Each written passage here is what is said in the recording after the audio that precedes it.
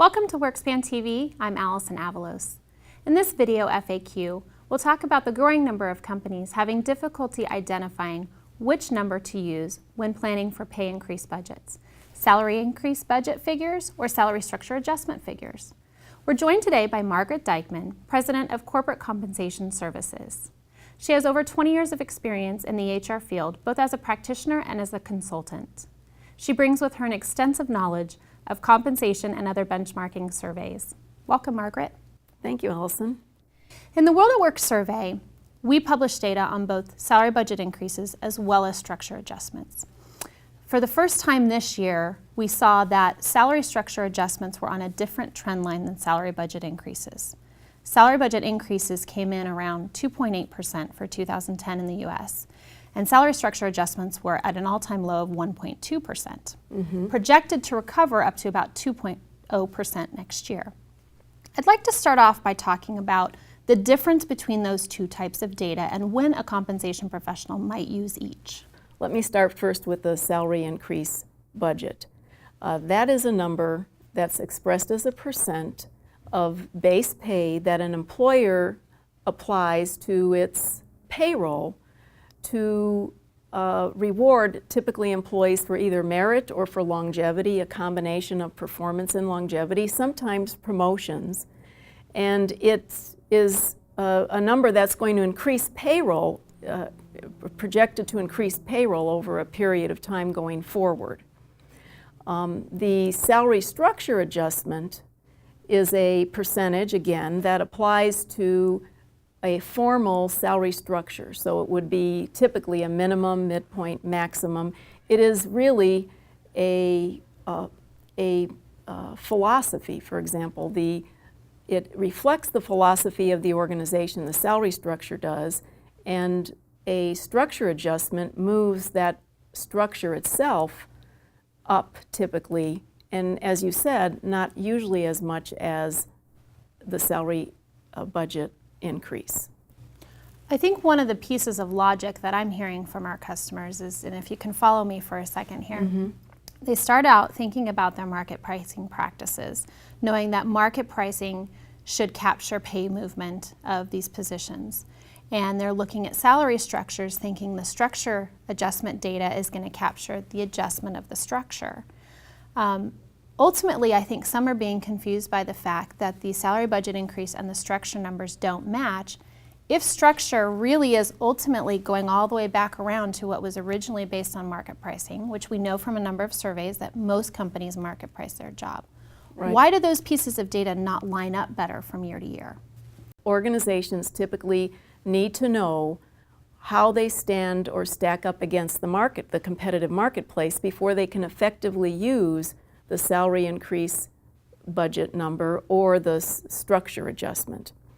So your question going back to why are the two numbers different? And this number this question has been asked from all those 20 years or plus that you mentioned that I have in experience. In my experience, what I see is that there's a turnover effect. So when you think about an employer in mass giving on average, let's say, a 4% increase to all employees. If everybody stayed in their same job, you would think that a year later, the market rates for all those jobs would be 4% higher, right? Okay, but what happens is that there's turnover and churn. So some people leave and they're replaced by people at the minimum of the range. People get internal promotions, and even though they're making more money, they're probably replacing somebody who is being paid more. Now that's not always the case, but even when I had, as a practitioner in the financial services industry, we would track, branch managers and tellers, et cetera, year after year and look at that time there was probably an average salary increase budget of about 5%. And yet we'd look at the average pay for those jobs, even internally a year later, and they'd be maybe only 4%. And as a result, it was because of the churn of employees moving in and out of those jobs. When we're aging data, and let's make sure everybody understands what that means, it's taking a salary survey number that perhaps is a year or 6 months old and projecting it either to a current date or a date out in the future. So we're making a best estimate of what would the going rate for those jobs be today. Typically, we see employers looking at what's the merit increase budget or the salary increase budget and taking that number or slightly below, or even blending the salary structure adjustment and the merit number and projecting out what the survey is going to look like, or the survey data might look like in the future. Now, I've been involved with the WorldatWork salary budget survey for a number of years now, and I would say this is the first year on record for me that this has even come up, let alone be something that we have seen a good number of people contact us about. And one of the things that we have seen, or that we have felt, is that it's a classic case of there's no one solution for everybody. Each organization's in a different position. With the economy, everyone had a different impact of that and certainly would be at a different recovery stage if they were impacted. I think you're right about everybody being in a different place, and let's just give you one example. Let's say there's an insurance company, a medium-sized insurance company. They've done a market analysis, so they know the answer to the question of where are we paying against the market. And let's say they're paying closer to the 25th percentile. After they've done an analysis of maybe 200 jobs, they realize that they're 13% behind the market, 50th percentile, 4% above the 25th. Their philosophy is to pay, they'd like to pay at market median eventually. They're tired of being a training ground for actuaries and having high turnover, et cetera. So they're probably going to spend more attention looking at the salary budget increase number, because they know if all their competition is, let's say, going to award 3%, they might need to award 5 or 6% over a period of 2 or 3 or 4 years in order to catch up to the market. They may really not care too much about the salary structure adjustment number as a result. Later on, when they're a market, a competitive, they're paying competitively, and they do a pretty rigorous analysis to the market. They may skip a year, for example, and say, well, we are looking at the merit increase or the salary increase budget numbers, the structure adjustment numbers, and we're going to make our best guess as to what the movement of our structure should be.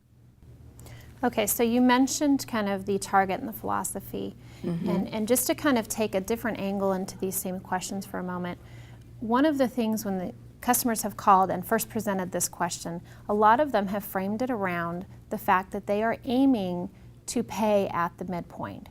Not when they actually design their structure, which most will have a minimum, a midpoint, and a maximum. But they're actually aiming to keep employees at or about the midpoint, technically treating the midpoint like a maximum. We actually have a poll question on our website right now that's asking customers if they aim to keep at a comp ratio of 1, and most are saying that in fact they do. Yes, I checked out that poll. Do you find that number surprising? No, I don't, because because I'm thinking there's a bell curve. All right, so you're going to pay, if you want to target a comp ratio of 1, meaning you're paying at your philosophy wherever you set that midpoint, the assumption is if you have a range minimum, midpoint, and maximum, that there's some folks being paid low, some folks being paid high, and the majority of them are paid within a reasonable amount, let's say plus 10 or minus 10% around the market rate or midpoint, and you would end up with a comp ratio of 1. So that's a good thing, is that the organization is paying what its philosophy says it should. Do you think that this goal, being that it appears to be so prominent, might be something playing into some of the confusion this year if companies are trying to keep salary budget increase adjustments consistent with structure adjustments? Probably. I think they probably haven't spent much time in the last 2 or 3 years really analyzing market data and where should their structure be. I've seen a lot of activity in the market this year and coming into next year where organizations that haven't been doing a competitive analysis are doing that again. So folks need to refresh their memories as what's the better number to use. And in part, I think it depends on the situation, as you alluded to earlier. How far are you off the market? how am I going to explain one number to the other, to senior management? I think senior management and even employees better understand what's the average raise going to be this year, right? Whether we call it a salary budget increase or you call it the average merit increase, folks understand that. Structure adjustment, yeah, you know, that's just a little more ethereal, it seems.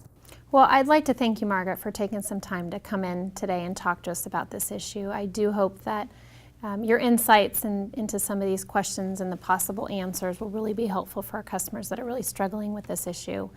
For more information about salary budget planning and the WorldatWork Salary Budget Survey, please visit our website. For WorkSpan TV, I'm Alison Avalos.